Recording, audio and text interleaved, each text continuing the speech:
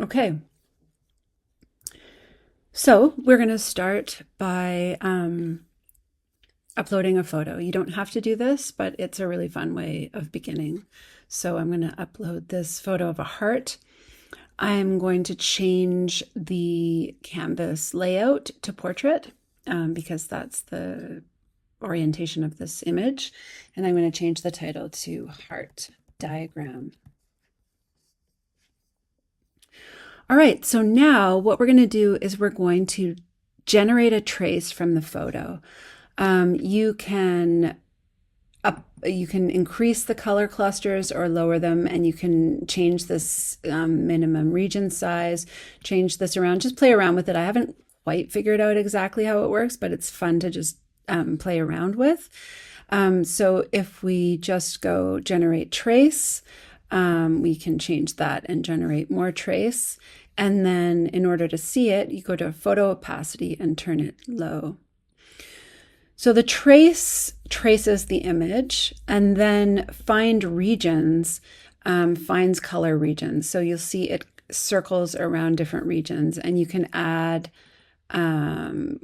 regions, fool around with it, merge same, and just like play around until you have what you want.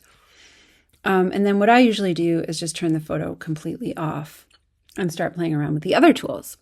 So one of the really fun tools is, here, these trace sensitivities. This, if you play around with this, it gives you different traces of your photo. More detail, less detail, etc.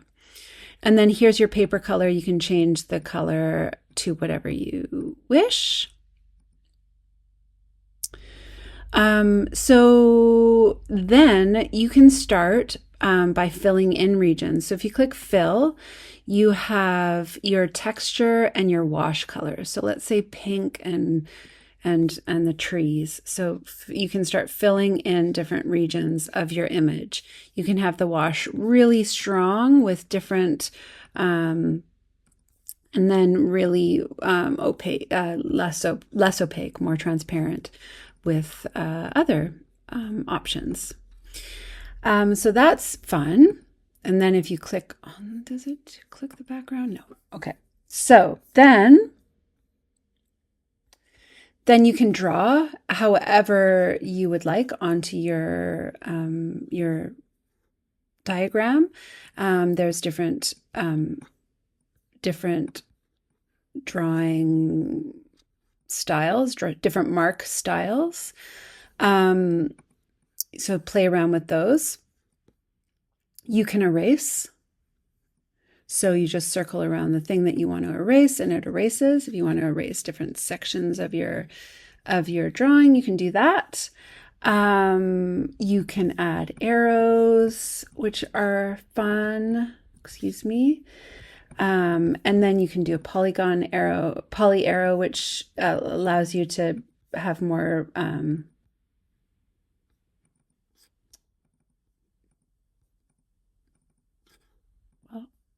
so you have to play around with it. But that gives you a straight angled arrow.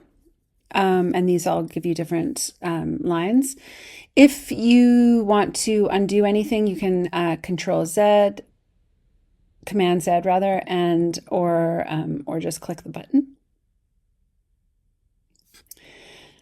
There's layers that you can no, I'm not going to do that because you can delete active layers. Here are your layers up here. So you've got your traces, your regions, your annotations, and your photo base, which is not loaded there. Okay, then labels. Stamps are really fun. So you can place a stamp, or you can draw with your stamp, and it has a kind of responsiveness that's quite nice. You can play around with the different sizes and spacing. So that's a more wide spacing, that's a more tight spacing. What else? These different items that you can play with. Crosses and letters and different things. Okay, then you can label. Labeling is really fun. You can anchor a label here.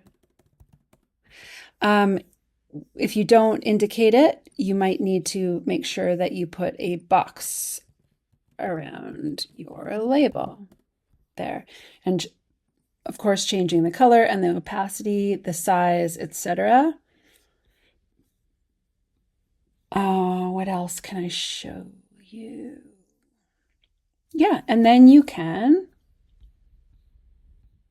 export a large PNG or SVG, and then continue playing with it in other apps should you wish. Oh yes, the legend.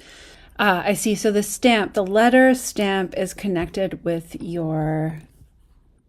the other and.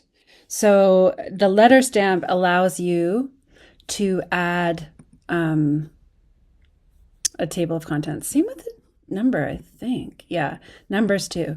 So these stamps, the letter and the numbers, allows you to add a legend to your diagram, which is really cool. Okay, that's it.